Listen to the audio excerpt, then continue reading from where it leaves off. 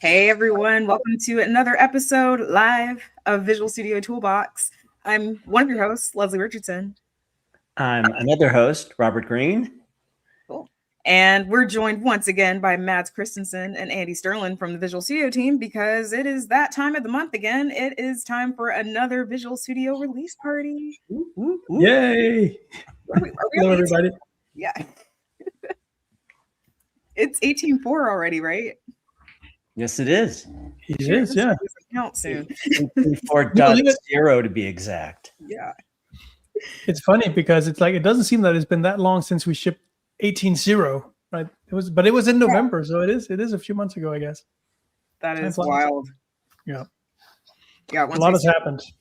For real though, yeah. There's a lot of we're saying it's a small list this time around, but it's a small but mighty list this time around. And there's even more on the insiders side of things. So we're excited to walk you through some of the major features of this release. So if you haven't already, 18.4 dropped Tuesday? Confirmed? Yep. Tuesday. Great. Cool. So it dropped on Tuesday. So if you've not hit the update button on your VS installer yet, do it. Play around with us. Otherwise, go to the Visual Studio website and download today. It's free. If you do community and insiders is also free. So if you like to be on the cutting edge, the latest, greatest stuff, and insiders in particular, there's a lot of good stuff. This most recent release, you should download it. And I gotta say, these updates, they just seem so much faster than they used to be. Like I did 18.4 insiders, and I still have 22. So I did all 3 updates, and it just seems like the 3 of them took about maybe faster than it used to take to do just one. So they're really, really quick. Yeah, definitely the process of updating is now faster. So that's nice. Like it doesn't take that long when you hit that update button. So that's kind of nice. You could go out and get a cup of coffee and it'll probably be done when you get back. So yeah. Great. So February was a big release. March is a smaller release. April's looking like it will be a big release. Is that a pattern we should expect, or is that just the way it's working out? I don't know if it's a pattern. I think it's just more the way it's working out. Like in this release and the Insiders release, you'll see it even building on top of each other with some fundamentals added in 4 and then the next layer of stuff added in 5. So, obviously 18.3 was kind of by design because of the break, like being bumper. And now it's like this should be more like a regular cadence. Of course, you'll probably see the most, us moving the fastest with Copilot features, in order to try to get the latest stuff out as soon as possible. Mm-hmm. Yeah. Hey, and this brings us to a question here. Yeah. How many different versions are there of Visual Studio 2026 Insiders? Well, so there is, I guess you could say there's only one, and that's the latest Insiders. But the thing is that we update the Insiders on a weekly basis, pretty much. And so sometimes you'll have some features coming in 1 week and other features in another week. It's usually we try to get all features in at the same time that we ship the stable release. So last Tuesday, but features will trickle in. So depending on which version you're on, like are you on the latest, you might see a difference. But also, the Insiders is also where we test flight different features. And so it could be that your colleagues might have turned on some feature flags that you don't have turned on that changes the behavior or the look of certain things. So, but from our perspective, there's only one Insiders, and that's the latest. Right, but is it similar to the difference of there's 18.30, 18.31, 18.32, 18.33? So if you haven't updated to the dot release, it could look a little different. Is it kind of the similar thing? Yes, except that I think with the Insiders, it is more likely that you'll see differences in features. There might be new features and so on. Where the dot releases on the stable channel is usually bug fixes. Yeah. Okay. Sweet. So speaking of questions, that was a great one. And we're basically the release party. The beauty about it is that a lot of it is totally open to your questions. So please continue to submit any questions that you have about Visual Studio 2026 and especially this latest release or even future releases. Like we're here to try and help to answer them. So it's mostly going to be an open forum as we've been doing the past couple episodes. So if you'd like to see like actual demos on some of the stuff we're going to talk about, stay tuned, because the Visual Studio YouTube channel is like always posting smaller videos about certain features from members of the Visual Studio team. And also our VS Toolbox show, a lot of our pre-recordings and other live shows in particular, we cover a lot of the features in depth that are pretty big. Like I just recorded the episode on the brand new testing experience and Copilot that we've been kind of teasing in previous versions of VS 2026 in recent months. So that's really exciting. It's come a long way in the months that it was in preview mode, and now it's GA. So it's very exciting. Try that out. Yeah. And while we're on the subject of suggestions or questions, this would also be a great place to let us know what you like covered on Visual Studio Toolbox. If there's a particular feature or scenario that you'd like to see us cover, this would be a great place to suggest that. We're always interested in your suggestions on what you want to see on the show. Yep. So if you want to see even more extensions from Mads, tell us. We just recorded that too. So, yes, please do. Yeah, we got 10 more extensions with Mads coming out in about a week and a half. And then we do have an episode on GitHub Copilot test. Get Copilot to create a unit test for you, which is awesome. Anytime I can get anything to create my unit test for me, I'm 100% in favor of that, because I'm kind of lazy when it comes to that. So we're going to have that out in a couple of weeks. That'll be fun to see. Cool. So kicking things off with a fun question. What features have you liked the most in VS 2026 since its release? That's tough. It's like choosing your favorite child. Well, I've got one. Going back to the Solution Explorer comment, one of the things we've been working on is an experiment to allow like people to see files outside of your solution. So if anyone's obviously working in a repo and you have things like markdown files for agents or skills, or just your README files or whatever, we have an experiment for physical files and tools options at the moment that shows some of those in the Solution Explorer. So like it's been a long, like, you don't have to open folder or switch the view in the Solution Explorer anymore, or add them as miscellaneous files. So that's something we're still work in progress, but I'm excited about that. So how about that? The favorite yet to be released feature. Cool. Yeah, that's a go. I'm looking forward to that too. I don't know. How can you choose? I really like the editor updates, that the bottom margin now has more information about my selection and encoding and all that. I find that I use that way more frequent than I thought I would. So that's definitely on there. And then the color themes. Like I can now write color themes way easier than before. And we're going to have some updates coming to that. We're kind of working through some things for updates, but just as it is right now, and it was when we launched 2026, it's just such a pleasure. So I think going forward, we're going to see a lot more color themes being available out in the extension marketplace. Sweet. I'm going to say unit test generation with Copilot. Nice. It's good. I love that. I mean, I like the debugger stuff, so I'm gonna go with I like all the new quality of life changes in like the IEnumerable visualizer recently, with like just IntelliSense added into it, Copilot integrating with it, so like you can it's basically the Link sandbox tool, as I like to call it nowadays.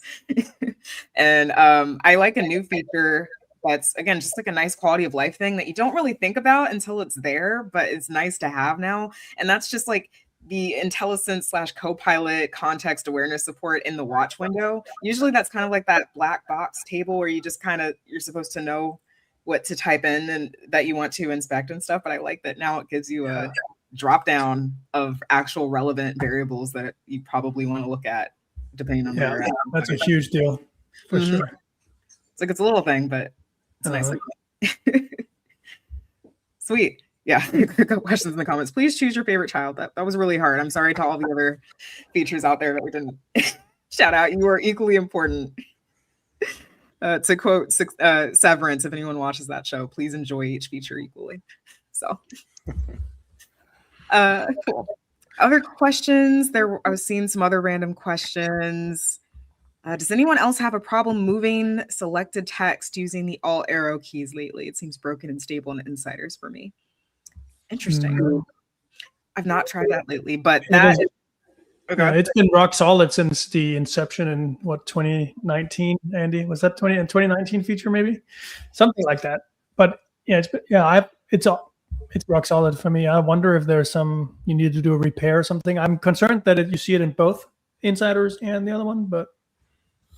Yeah. Don't forget to report a bug. Like that's one thing that will certainly help us if you see the issue. Use the report feedback button in the top right, and that'll give us like logs and stuff like that, so we can diagnose. Yeah, reproduce it so it's in the logs if something bad happens, and then go to helps and report.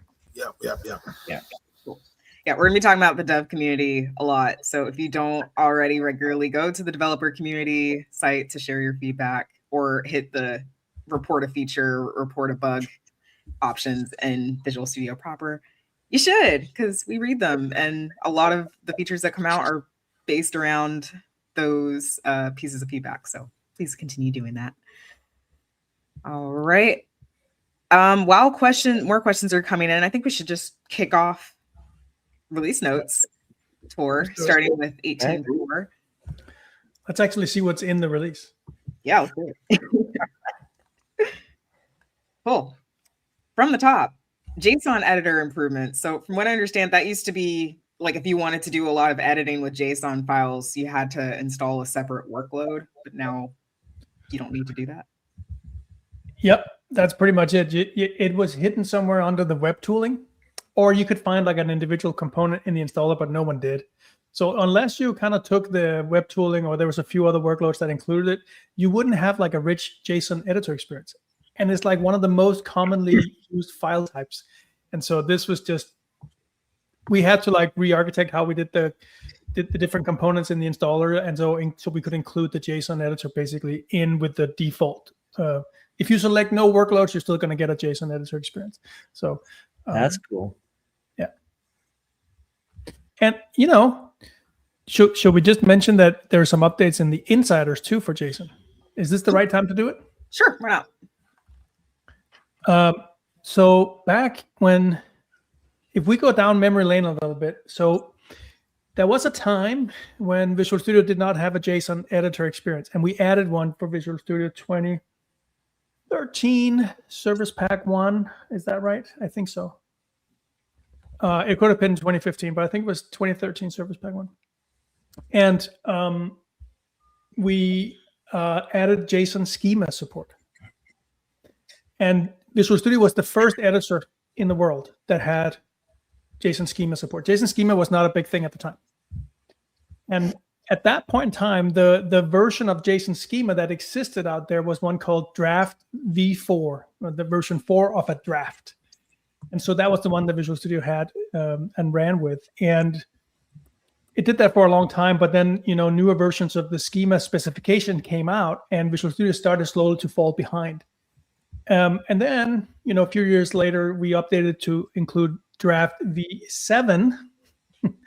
But of course, everything gets outdated as things move and progress. And so now we're finally at a point where we're supporting kind of the latest stable schema specifications, the 2019 and 2020 versions of the schema. So that's it's been maybe a little bit long time coming, and I'm really, really happy that we finally have it here. Most schemas out there are actually written in schema draft V7. The ones that are up on schemastore.org are all either draft V4 or V7. So this sets us up for the future really nice. So yeah, I'm kind of happy about that. So awesome. Yeah, so JSON's getting a glow up. I saw a comment in the chat that JSON is a lot faster now too, so that's exciting. Here's a good question. Is it part of the core product, so will SQL Server Management Studio inherit it by default? Do you know, Andy? So I think the answer is yes, but there is an option for SMS to choose exactly which subcomponents of that. But I think it is, but it's not 100%. Try it and let us know. Yeah, write in the comments if it works. And if it doesn't work, report it or suggest a feature for it. Mm-hmm. Excellent. Great. Up next, we've got proxy support. I think we might have talked about that one when it was in Insiders, but now if you want some more control over how your IDE is connecting them from an enterprise standpoint, so if you're working on an enterprise-based team, this might be important to you. You have an actual UI now where you can set that up. Cool. And this is still the same? Yes. All right. So, pretty straightforward. Now we get into the productivity land, which has one, but I think it's a good one. And that is the fact that your formatting is going to stay in place the next time you need to copy paste an HTML block, which is very nice. I don't know about y'all, but when I was in school, one of my professors made us copy paste our code into a Word doc on top of submitting just like our GitHub repo or whatever. It was really annoying because it never kept the formatting, obviously. So it's cool to know that students and other people who, for whatever reason, need to copy paste something to like their friends or their peers or coworkers can keep the formatting when they do it. Cool. It was also an extension that we wrote for the productivity power tools back in the day that was really well loved. And so we've had a lot of feature requests to bring it in to the core of Visual Studio. And so here it is. So that's interesting side question. What percentage of the extensions that you've written wound up in the product? Not that I write too many extensions for that to be an interesting percentage to talk about. But this was not one of mine. This was one of the. Okay. This was the editor team back in 2010. They wrote an extension pack called Productivity Power Tools. That was one of the all-time most popular extensions for Visual Studio. And they later broke it out into individual extensions. And so this was one of the features from that. It was also episodes 1 and 2 of Visual Studio Toolbox back in 2011. Whoa. That's cool. We're not going to talk about where I was at in 2011, but starting this show is where I was at. Sweet. Yeah, really cool. It's cool to see, especially a lot of those features from popular extensions just be built in to VS now so that you don't need to know about the existing extension. As cool as it is, like Mads has a lot of really good ones. Check out the 10 most recent ones he did. But yeah, having a lot of this built in is great. So before we move on, there is a question in chat. If I'm using GitHub Copilot with Enterprise and Azure DevOps and run into a bug or crash, can I ask Copilot to write up the and submit a bug report? Yeah, I think you can. I think the best way still is to get the bug report to us through the report a problem tool and DevCon, because we'll get the crash dump and be able to use the code symbols, stuff like that. But feel free to use Copilot to write up repo steps and expected and stuff like that. That's totally cool. Well, it's a good idea though to have us like create some sort of agent or maybe MCP server that connects to DevCon and like files an issue or something. That'd be kind of cool. So that's a good idea. But is that what the question was about? Like if you have an issue with VS, or is it if you have a bug in your app or whatever, and you can you create an issue on GitHub.com or on ADO from the chat window, let's say. And if that is the question, so I think you can read it both ways. Mm-hmm. If that is a question, then yes, I do that all the time. I create I ask Copilot to create me an issue on GitHub, and it brings all the context that you've talked about and all that. And I do that so that I don't forget to get back to it at some point. What is really nice about that is to get that very full description with code samples and everything that it can get out of the context that it's got. So it's a very rich experience you get out of it. Normally when I write an issue, it's like pretty much all in the title and just a little bit in the description, right? That is not the case when you do it this way. This one is the better way. So yeah. I use the GitHub MCP server, and there's also one for Azure DevOps as well, which can also give you that, give Copilot that access that it needs to accomplish those file an issue or create an issue kind of tasks and things too. So highly recommend you get those. All right. And shall we move along? Speaking of Copilot. Sure. Here's a meaty one.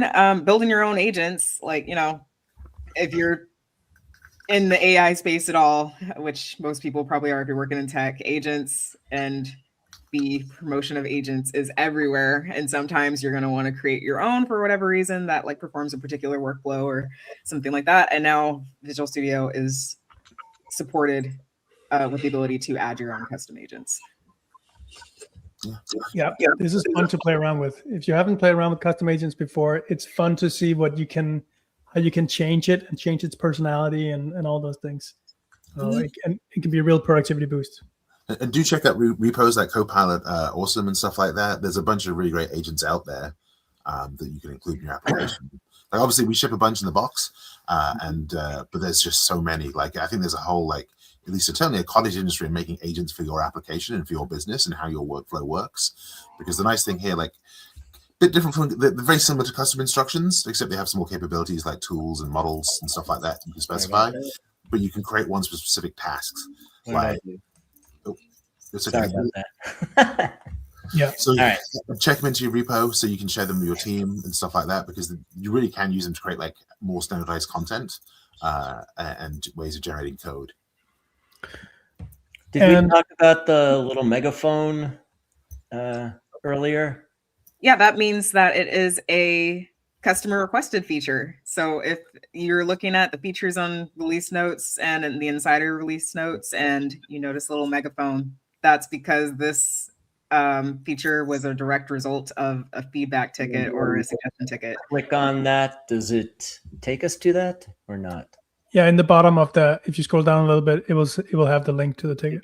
Here we go. So see feature ticket to learn more about. I will say it means two things. It means the thing that Leslie said, and then it also means that we remember to tag the entry with that information. The one disclosure which is obvious here is that for Copilot, we've been publishing our own roadmap items. So like we have a public roadmap. So like when we come up with a list of next stuff for Copilot, we publish it to DevCom so people can provide feedback. Cool. Yep. So that's interesting to get some insights into where this came from and other conversations that were going on while actually doing this. So. Yeah, and we mentioned the awesome Copilot repo, but on the .NET side, we also put out a new repo called Skills, and it revolves primarily around skills, but there is an agent section where people are starting to upload agents related to .NET related workflows. So check that out. So just to say a thing about the agents. So this one uses the .github folder. Maybe it's in GA, the stable release, or it might be in the insiders, where it can it will also look in other folders such as .agents, and in your user profile if you have a .copilot folder or a .agents folder or a Claude folder or something like that. So there's these alias names, and it'll pick it up. Either this version or the insiders. One of them will pick up those aliases as well. So is it? Not sure. Yeah, that one. Yeah, it will show it under user profile. Okay. So that's coming in the next release. Yes. Okay. Cool. All right. Sweet. Cool. So moving along. Find simple tool for agent mode. I'm actually not super familiar with this one, but it looks like. So one of the things, yeah, go ahead.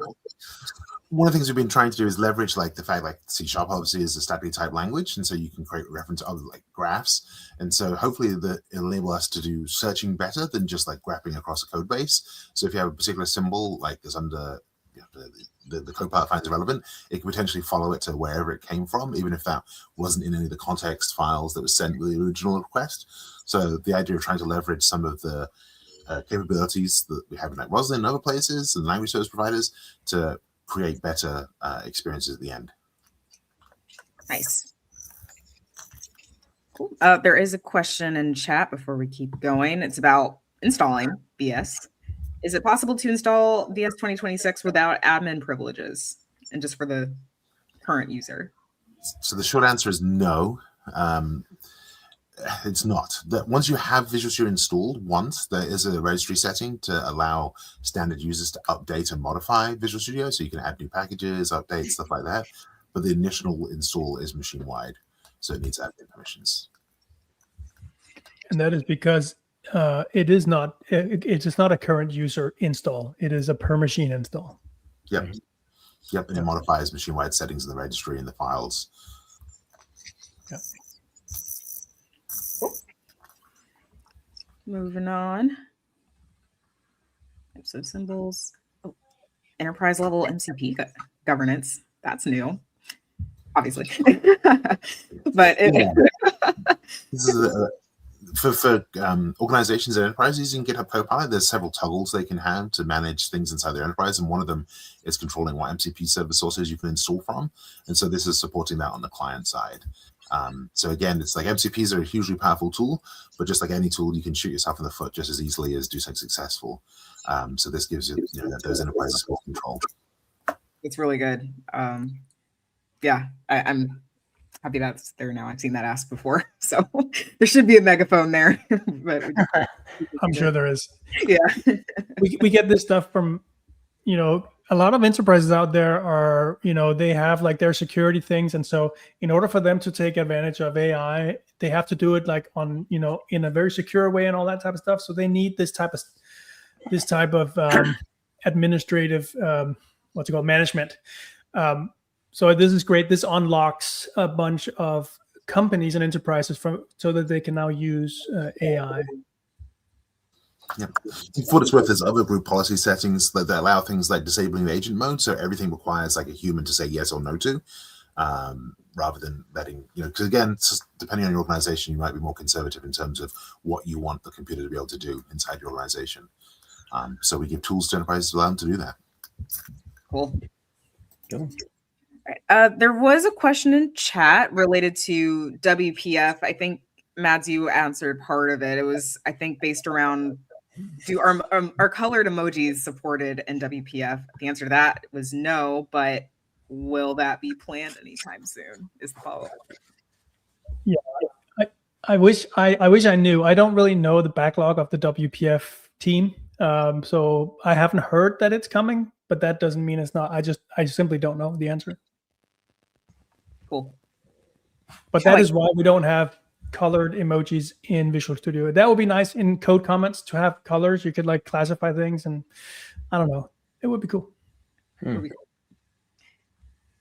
There is actually there is a NuGet package that will kind of do it for you in WPF, but it does some magic stuff where it has like, I think it uses images instead of the emojis, and so it can translate it to an image. So it's not the most performant thing in the world, but if you have a need for it in your own applications, I don't know what it's called, but if you search for like emoji WPF, you'll find it. Nice. Okay. All right, moving down to debugging, starting with one of the features that I mentioned earlier. Is one of my favorite children. I like that now when you're going into the watch window and you want to inspect something, it's not just this intimidating black box where you kind of need to know what variable it is that you want to inspect, but now you can click in there and you'll get like a little IntelliSense style drop down that gives you suggestions based off of where you're currently at as you're debugging. That is actually very cool. That's a nice time saver, I think. I agree. I think that's very good. To me, it's like the equivalent of when Copilot context awareness was added for the like conditional breakpoints and dependent breakpoints and the other like more advanced breakpoints and things. It's just saving yourself the extra brain power that adds up after a long debugging session. Just cut out with that and give you what you probably want to focus on. It's very cool. Also, when you think about like the watch window is probably something we've had in Visual Studio longer than we've had C# support. Yeah. Right. And so like since the 90s, and it's awesome to see that it's still being evolved. Yep. It's very cool. And I also think about all the times I've personally misspelled a variable name or something, and then it shows up as an X in the watch window. So now it's spelling proof because you're given a set of relevant options that you're going to want to go for anyway to give you a leg up on that space too. So Cool. Speaking of cool things, profiling again, this release has been a great time for profiling, or just VS 2026 in general has been a great time for profiling. If you haven't done that much profiling in the past, like, you should try it in 2026, especially now that Copilot is attached to it via like the agent and things like this, where now you can just hit a button to profile any test with Copilot. If you're in the test explorer, it removes some of that frustration you might have when you're not super well versed in all things profiling, but you still want to optimize your code. So this is nothing short of amazing. I've been using this very, very heavily for a long time. And what's really nice about this new thing that's in 18.4 is that it can do, you can right click a unit test and say, profile this unit test. And so because the unit test can execute the code, it can also instrument it for the profiler, and you can get the exact profiling information to see where your expensive lines of code are, what are your memory allocations, your CPU, where is it spent, and find the hot paths. And then with Copilot, you can fix it. Will Copilot allow you to profile a unit test that Copilot wrote? Yep. Or does it doesn't consider that a conflict of interest? No. But what I really like is, like, before you'd have to be able to run your app and all. It could take a while to get to the point in your app, and you have to click through where it actually would record the thing.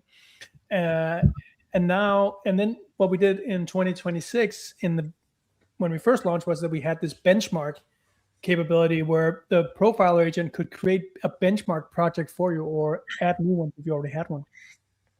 And it could use that to hook into the profiler, and now you could use your benchmark, so benchmark.net, could use that to figure out where your hot paths are. But that means that now we have to add other artifacts. And sometimes maybe you want some quick fixes, or you want to say, hey, I just wrote this new feature. Let me just, from the unit test, see what are some low-hanging fruit that I can do to improve performance. And it is absolutely incredible what this thing can find. And so I've been using it extensively in my extensions, and I can write faster code than I've ever been able to before because of this. First of all, because I run the profiler a lot more than I ever had, but also because it can help me restructure how I do my code better than I can. So I cannot go low level to the metal, do unsafe C#, for instance. And I don't understand that part. I'm not that good of a developer. So it can come in and suggest, hey, here you're using some different data types. You're using a dictionary, but you should probably have used a hash set or something else that's way more optimized for your particular case in your runtime. So you might take an I list or an I dictionary or something as a parameter, but the actual type being passed is one that's slow. And they're like, no, don't do an I list. Do whatever else might be faster. And so because it looks at the runtime and not the static analysis, it catches things that otherwise you would not be able to catch, right? Mm-hmm.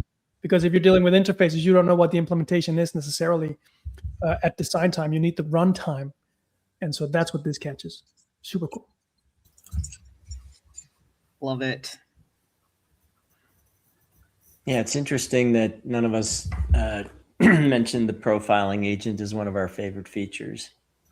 I think we have in the past, but to be a dead horse, it is one of, I think, the best uses of Copilot, because it really helps you something that was inaccessible before.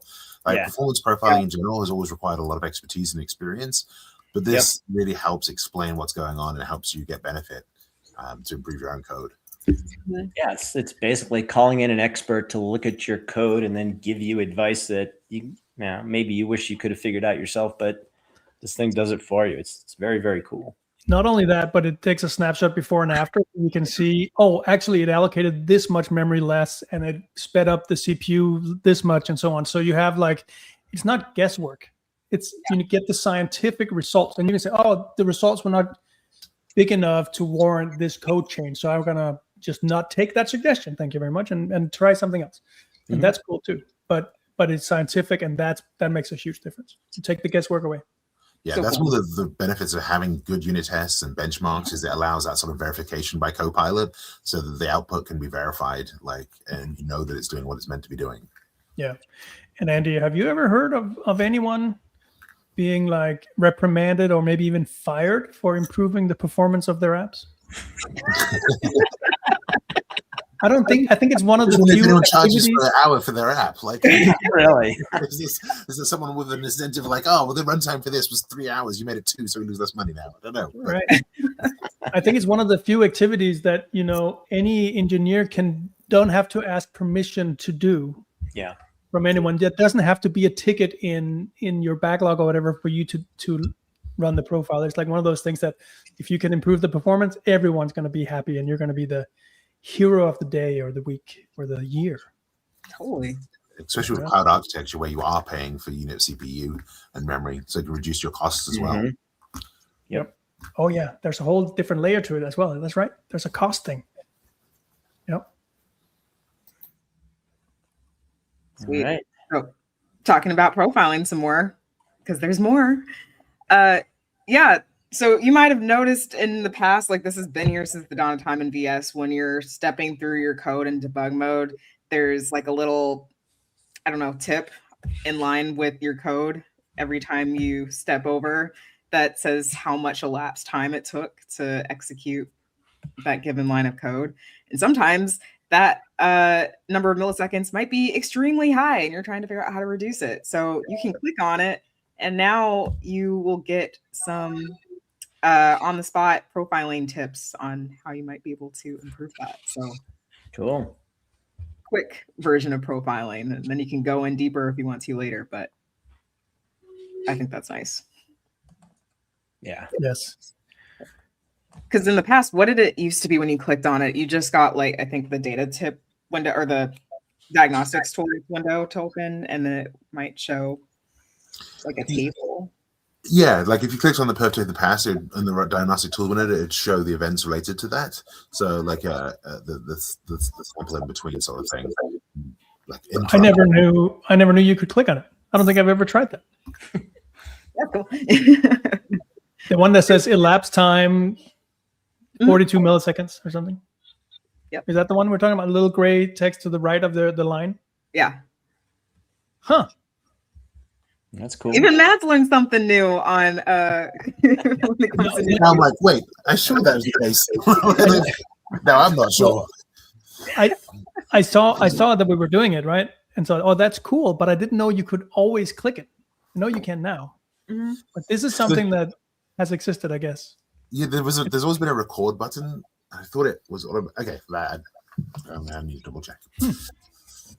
No, I think there was a record button where, you could like record the execution time from like a point A that you specify to a point B, and then it would give you some quick profiling info also in the diag tool window. Leslie, can we get that video on that? I want to see. Yeah, maybe. Hey, in the comments, do you know about this feature they're talking about where you can record timings as you debug through? Let's get a video on that. I would love to see that. Yeah, it was like one of those like really niche tips that I demoed once at and it's debugging tips and tricks talk, I think, at one point. And it's like, here's another reason why you should use that diag tool window that you probably close all the time, every time that you hit F5. So Cool. So it just got a lot meatier. Sweet. And then moving on. Alrighty. To .NET as it relates to NuGet packages specifically. So I think we've all gotten a warning error before, especially if you haven't opened up a solution in a second, where all of a sudden there's a little warning saying that one of your packages has vulnerabilities, and then trying to figure out what that vulnerability is or what version you need to relieve that vulnerability can take some time, and that's really annoying. You just want to get to writing code and debugging and whatever else you want to do. So now you can have Copilot handle that for you. Great. Well, I think it's a big thing because I always struggle with it because there's a vulnerability in a transient NuGet package, so it's not one you added. It lives somewhere in the dependency tree. Mm-hmm. And which one should I then update? which parent, and then do I need to update others as well to not break something? Like, like, will it cause a ripple effect if you update one and not the other? Yeah.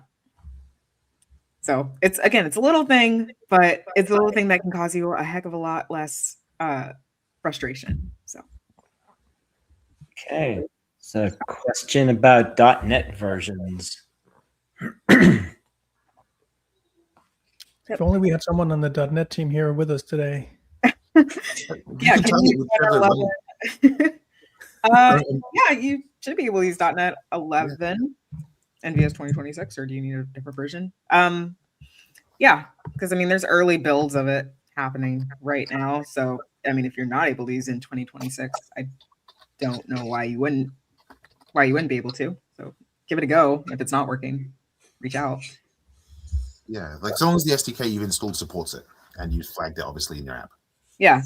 I mean, definitely. Yeah, make sure that particular version is installed, which you're going to have to do because it's not GA yet. But it used to be back before we had insiders. You had to have the preview version of Visual Studio sometimes to get support for the preview versions of .NET.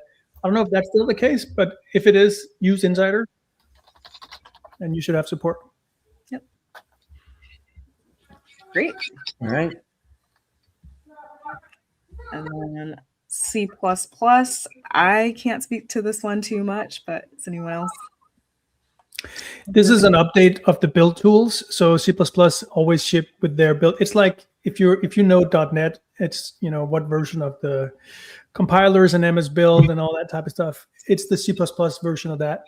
And so that got updated too with some of the latest stuff. Nice. All right. Cool. So you go into the installer and there they are. All right, cool. Yeah, because in 2026, what's different, one of the things that's different in 2026 versus previous versions is that we separated the build tools, the tool sets, the compilers from the IDE itself. So you can always be on the latest version of the IDE to get all these features that we've shown you here today, while staying on a previous version of, let's say, a build tool or something, because they're not coupled. Yep, and we don't install the MSVC preview by default, so that's why you have to go to the workload to install it. Okay.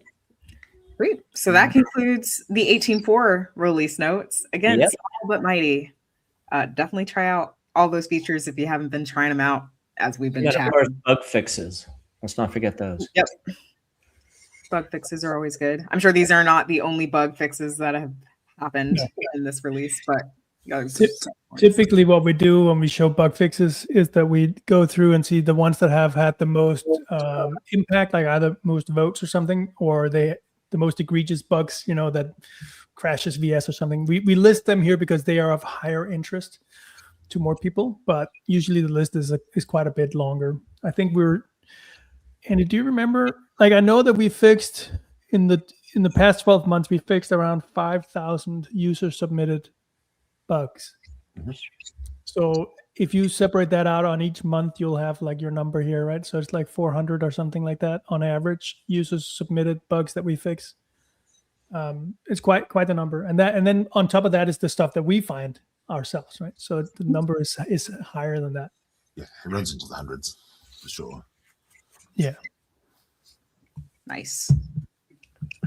Should we preview the insiders release? Yeah. All right. So where were we? We did this one. Yep. So there's some really good stuff happening in insiders, because you couldn't tell already based off of some of them that we've talked about. But as always, these are now monthly releases. So the stuff that's in insiders now will most likely be in 18.5 in April. So for whatever reason you don't want to be on the cutting edge, I get it. Fine. It'll be GA for the most part next month. So yeah. So I will say, like, if we're talking about themes, I think that one of the themes for 18.5 insiders is a more smooth Copilot experience. Yeah, a lot of Copilot. So you have skills, you have agents, you have prompts, instruction files, all that is supported, and all the aliases are supported. We can call them industry standards, but there's not really many standards yet, right? So, but it's what the other parties of the industry are doing. It's all kind of being supported now. Yeah. So on top of that, the stability of Copilot and the performance of it. So it used to be that it would always shell out to like PowerShell and run that inside Visual Studio, and it was kind of slow and it would take focus and stuff. That's all gone. But now it just runs most of the time. It can run all that type of stuff through tool calls, so you don't even see it. Doesn't even have to pop the terminal inside Visual Studio. So it's a million times faster. It's smooth. It doesn't fail very often. It's doesn't take focus away, so you can keep typing without focus leaves for another window or whatever. So overall, it's just such a stronger and more smooth experience for Copilot, and I absolutely love it. I use Copilot every day, and it's like almost all day, and it's night and day of what it was in, like, I'd say not that many months ago. So if you're into Copilot and you're not on Insiders, it might be worth trying that. Things are moving fast. Yeah, I thought this one was interesting. The IntelliSense taking priority over Copilot completions. So this is huge. Yeah. So what was the typical scenario that folks are running into? I think so. One of the challenges I think we've had with Copilot in the editor is we sort of get feedback around it being aggressive, like over aggressive in terms of making suggestions. You know, you'd tab and it'd have a whole wall of text for you to, and that wouldn't be what you wanted. Perhaps you just want to make a small change or a more specific change. So one of the things we've constantly been trying to balance is how much and when to show the gray text, the like Copilot suggestions.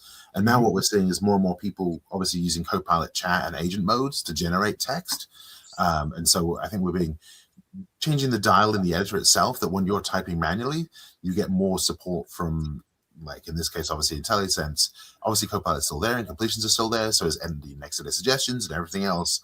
But just trying to find that balance between, you know, not interrupting when you're typing, because like if you're like in the flow and you have something in your head that you want to do, you don't want Copilot to pop up and start ramming in a bunch of stuff. But finding that balance has been a challenge, and so something we always want to get feedback on about trying to validate that. Okay, cool. Yeah, I love that. One thing I also love that's finally in VS, because it was kind of the reason why sometimes I'll go over to VS Code and try to do something similar, is chat history is supported. There is a chat history panel, y'all. So if you're like me and you've got separate panels going on, or you want to return back to a particular topic without having to completely restart from a context standpoint with Copilot for whatever reason, history is saved. It's great. I also find it to be almost a little bit sometimes misleading that it's called history, because while it's true that it shows you the history, it also shows you the agents that are currently running. And you can have more chat sessions going. You can have several agents running at the same time doing different tasks in different parts of your solution, let's say. Mm-hmm. So the way I use this window is that I use it as kind of a way to manage my agents. So I can go back and forth, this agent is now done. Let me go in and verify that it worked, build and run my app and see that it's all looking good. And then go back or maybe there's a follow-up after I verify. Say, hey, this didn't look right or didn't feel correct. Make this change. And then I go back to see the other agents to see where they are. Do I need to stop them, to steer them somewhere else in the right direction or whatever? And so for me, that's how I use it, actually. I use it more as a way to, not so much as a history, but as an agent management kind of tool, if you will. So, but it does both. Yeah, I think that is great. I'm just glad it's there finally. VS Code's had that for a while, and I've wanted it in VS for a while. So very exciting.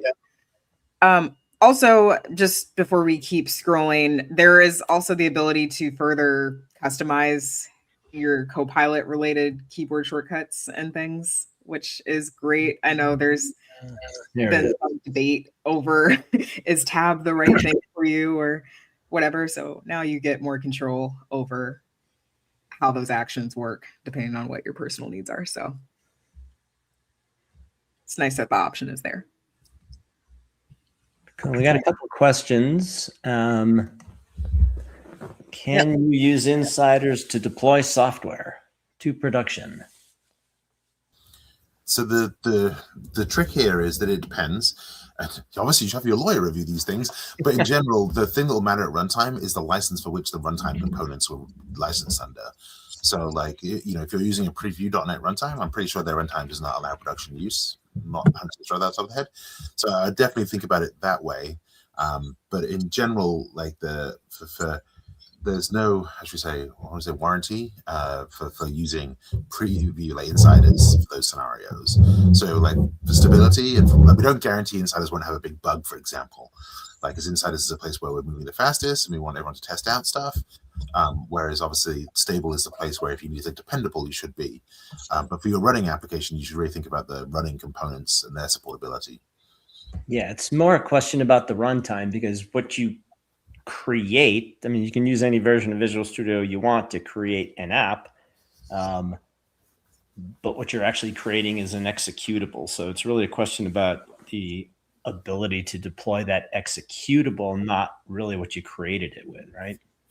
Yeah, and from the supportability perspective, if on the tool side, we do obviously have like a full support team and everything, but will tell you to go to the stable channel. Like if there's a bug in insiders, the best solution would be to move to stable to work around it until it's fixed. Yeah. So one way of handling it is you install insiders side by side with the stable channel, and you can go back and forth. And if you want to adhere very strictly to the license and stuff, you can do that and deploy from the stable and all that stuff. And so you can kind of get the best of both worlds. Yeah, unless you're using a language feature that's only in insiders but not in stable, then you should be able to just open the project in insiders, use all the new tooling, go back and open it in stable and deploy it, right? Yeah, and even that, the compiler will still work. You might not get a good experience in the stable if you're using a let's say .NET 11 that's only in insiders or whatever, with a new language feature for C#15. But because the compiler is separate from the IDE, the compile step should at least work across, even though you might get syntax errors. Again, no one here's a lawyer, so this is really the legal question. I think the .NET SDK preview has a different license than the .NET SDK. But someone should double check that. Like, this is really a question. Like someone joked in chat, you can, like, everything's upon you to figure that out and make that decision. Right. Good question. Yeah, so I guess when will we get the possibility to assign issues to agents and Copilot PR reviews in Azure DevOps? So I'm assuming like the Copilot agent, but so for this, I think as the Azure DevOps team have said at Build and Ignite last year, that their recommendation is to use the GitHub Copilot. There isn't a plan at the moment, at least not a public one, for releasing an equivalent agent for Azure DevOps to what you see in the GitHub Copilot agent. Okay, cool. Here's a good question. When selecting auto mode with Copilot, do we have the ability to filter the list of models it selects? I don't believe so. Auto is chosen by the service, and so you'll get whichever model the service decides. Yeah, that bugs me that there's not more control over that too, personally. You can always select a different model. Yep. Yeah, sometimes I wish it was smarter in the sense of like, we're going to pick the best model for this particular scenario. Like some models are better at certain things more than others, but it's sometimes hard to think about. So some of the integrated experiences do choose which models. Like as part of agents, for example, you can specify the models you prefer. And so some of the built-in experiences do have, like, how should we say, preferences for models and model families. But yeah, one of the things these days is trying to figure out the latest, bestest model, based on the benchmarks and what the internet is saying. Yeah. So it's a suggestion. That was mine, basically. Like, can it select the models to be used based on the context of the prompt? Auto is really a selection on the remote side. It's made before the request is sent, even and processed. So it's just whatever the service decides, which is fixed. It also has to do with, like, if there's a known slowdown in some models over others, it will pick pick the fastest, and there's a bunch of criteria that it uses. Yep. Yeah, like it will use the free. It won't use the premium models, for example. I don't believe. Cool. All right. Now, this Insiders has 2 more things to talk about. I think that one in the debugging section was really good. This is another level up for the debugging agent specifically. So it's adding a new workflow that takes you through some bug resolution. Yeah, what's really interesting here is that there's like this gap between what can an LLM or an agent do on its own, what requires a human to verify it. So you could it implements a feature. Does the implementation feels right? Like an agent cannot answer that question, right? So there's this gap between something a human has to do and something an agent has to do. And what's really interesting about this feature is that the agent is aware of that, and it instructs the human, hey, go do this and this to verify whether or not I did good, right? And then, because sometimes you don't necessarily always know how to get to that, how to reproduce something or whatever. And especially if you just did a session with the agent where it changed some stuff, like it will then tell you, hey, go do this and this and this and verify it and come back and tell me how it went. Right. Yeah. And I think one of the nice things here is that, like you're highlighting, right, that it has this process it goes through, like formulating hypotheses and validating and testing those. So, like, one of the things that's pretty tricky with using LLMs is finding the right way to work with them, like with prompts and planning and, trying to create structure for it to be successful. We're obviously like having all of this built into the agent makes it much easier. And hopefully also the nice thing at the end is it makes it easier to follow like the root cause analysis and understand what happened, so that at the end of the day you understand what the bug happened, and it's not just some magic button that fixes bugs and then you don't know how or understand how. So when someone asks on the PR, why did you do this, you would have a solid answer rather than just a Copilot did. So yeah, it helps educate as well. Very cool. There was a question, and I think about something I mentioned earlier from Phoenix Customer Insights here about, I mentioned you can steer agents. So I have to stop and interrupt an agent before it will accept input. Yes, that's what I mean by steering. So in VS Code and other places, you can kind of steer. On GitHub.com, you can keep prompting, you can keep queuing up prompts that the agent will then use to steer.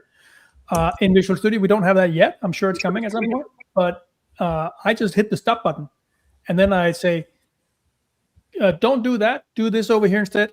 And then I use the word continue. I don't actually know if I need to use the word continue, but the idea is that, do what you did before. Now, listen to this new prompt and then continue the work. And it works flawlessly. Like there's never an issue with that. Like it picks up where it left off after I stop it. Like it just goes back to continue its flow, but then it steers using the new directions I've given it. So that's what I meant. Cool. All right. So we're at time. Just real quick on the 1C++ feature down there. It's in relation to editing tools that have been in preview for a bit. I think they're specifically available by default. I think you had to turn on a flag to get access to these, but they're important stuff if you want to make sure that Copilot has more contextual info about your code base. So things like class and call hierarchy are very important. So making sure it has that additional context when you're asking it to go retrieve like all methods containing XYZ elements and things like that. And yeah, that is Insiders in 18.4. Even though it was small, it's like we still took an hour. So like, yeah, meaty. So yeah, thank you everybody for watching. I hope everyone, if you haven't already, has been inspired to download the latest version and start playing around with some of these new features. And if you see anything in those new features that you wish was better, or you have a new idea based off of whatever you're working on as inspiration, then you should totally share it on the developer community, because we look at them and a lot of our new features are a direct result of many of those feedback tickets, as you can tell by the many megaphones that tend to show up in these. Yep. So Yeah, any final words from anyone else before we close out? Always cool stuff. It's like, every month is new stuff. It's a great cadence instead of the old days where you just waited and waited and waited and waited and then got a giant dump of new stuff and waited. Yep. So Pretty cool. Very exciting, and I've been seeing comments in the chat throughout this stream about people installing 18.4 and people having a good time. So please continue to have a good time. If not, let us know politely, please. So, and we finished just before poor Andy lost his audio from the sound of it as well. So good time. Hooray. But yeah, thanks again, everyone. So tune in for April's release. There's going to be even more features to talk about. And until then, continue playing around, go to the developer community, and happy coding. So thanks, everyone. Bye, all. Thank you.